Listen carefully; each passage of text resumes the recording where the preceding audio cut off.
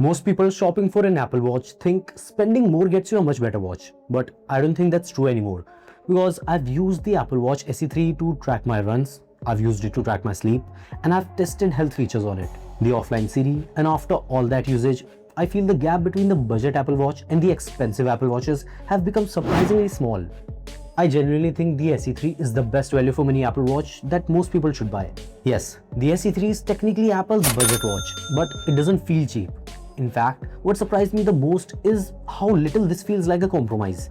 You still get the Apple polish, you still get the Apple ecosystem, and now with things like the S10 chip, always on display, temperature sensing, 5G option, and improved durability, this feels much closer to the flagship experience than older SE models ever did. I've also used the SE2 and this one feels like a huge upgrade. Let's start with something you feel every day: comfort. This is where the SE3 immediately gets things right. It's the lightest Apple Watch of all time, weighing just 26 grams. It's really light, and that matters more than people realize, because the best smartwatch is the one you actually keep wearing. I've worn bigger watches that constantly remind you they're on your wrist. This doesn't.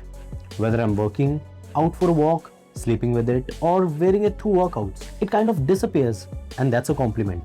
I have the 40mm smaller size here, and honestly for me, it is small.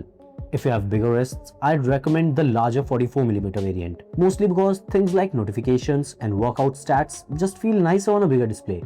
But for smaller wrist, this size is great. And yes, finally, the SE has an always-on display.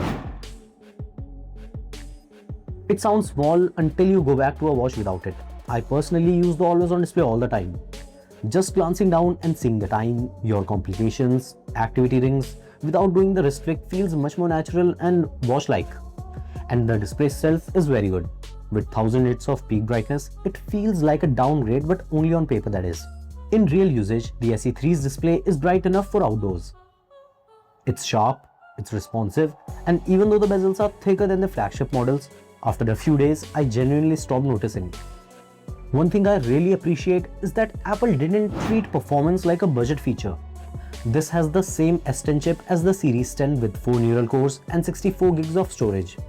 And you can feel the difference. Apps open quickly, scrolling is fluid, notifications come instantly, Siri is much faster, and gestures like a double tap work surprisingly well. And that matters because lag on a smartwatch gets annoying very quickly. This never feels slow. It feels like Apple, and that's exactly what you want.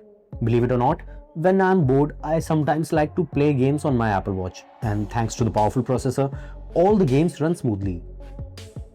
Smart features are where this smartwatch quietly becomes a part of your routine. Replying on WhatsApp while editing, checking who's calling, or even receiving calls without needing to pick up your phone.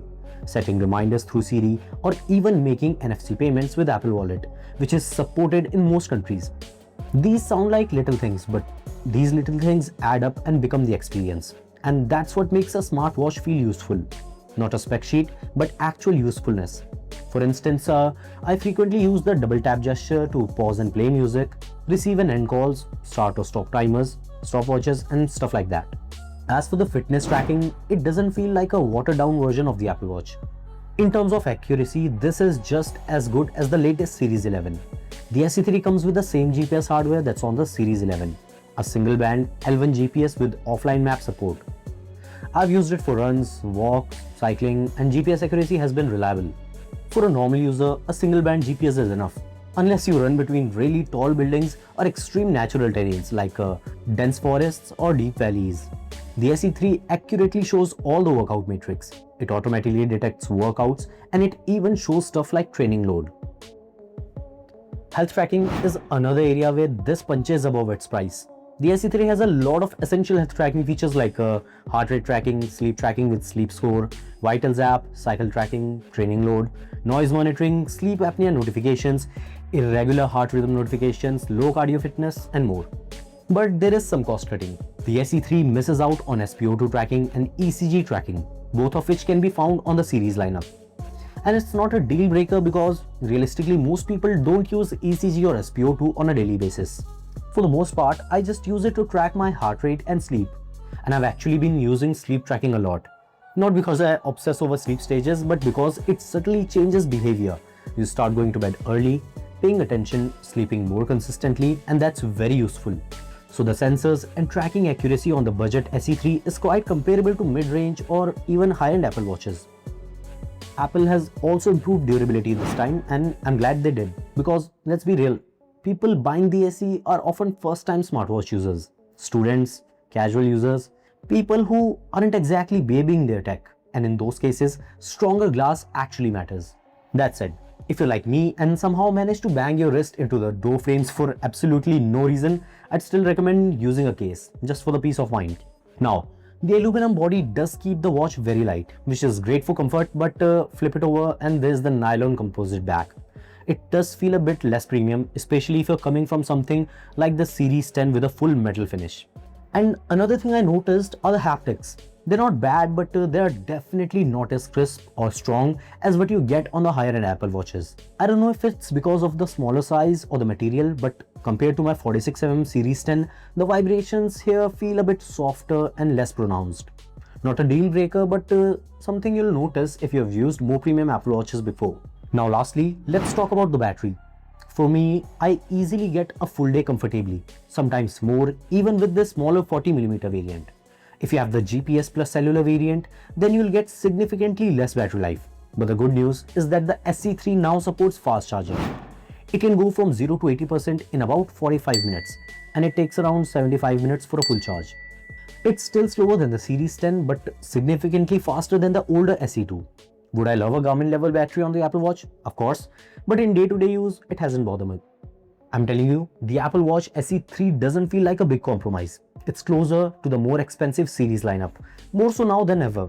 The only stuff that you'll be missing is the ECG, SpO2, no metal back, no depth app, and no precision finding, because it doesn't have the ultra-wideband chips. Beside this, the core Apple Watch experience is identical. Most people won't miss any of that, and that's what makes this watch compelling. I think Apple accidentally made their most sensible smartwatch. Not their most advanced, not their most flashy, their most sensible option. Because it gives you maybe 90% of the Apple Watch experience for a fraction of the money, and that is hard to ignore. If you're a first-time buyer, student, casual fitness user, or just someone who wants an Apple Watch without overspending, this is probably the one I'd recommend first. Because usually cheaper means compromise, but rarely, cheaper just means smarter. And I think this is one of those times. Comment below, would you save money and get the SE3 or spend more and get the Series 10 or Series 11? If you enjoyed this video, then leave a like, subscribe to Wearholic, and I'll catch you in the next one.